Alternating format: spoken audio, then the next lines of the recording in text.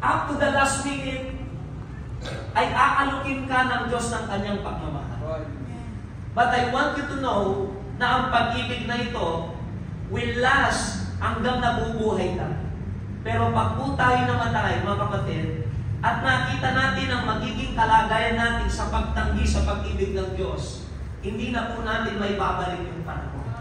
So habang may lakas pa tayo, mga kapatid, again, mahal tayo ng Diyos at inaalok niya ang pag-ibig niya sa atin at ang paraan ng pagtanggap ng pag-ibig ng Diyos ay sa pamagitan ng pagsampalataya sa kanyang anak.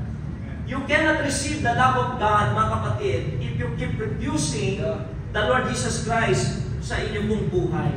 My question is this: have you accepted the love that God is offering to you? Alam niyo po, base po sa aming karanasan, every time we go on soul winning, minsan ang mga tao, they would rather receive you if you are carrying 2 cases of San Miguel beer, kesa po sa pakinggan ng salita ng Diyos. Mga kapatid, they keep refusing the love of God. No po. Ibig sabihin, they would rather love, no po, the God of this world, yung God of this world none other than Satan, na siya po ang nagpo-promote ng kasalanan sa buhay ng isang tao. Ano po?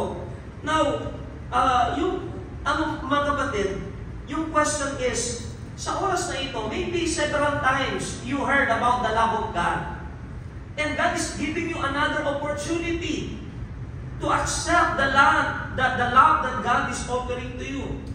Remember, this is an offer of the best love you can ever have.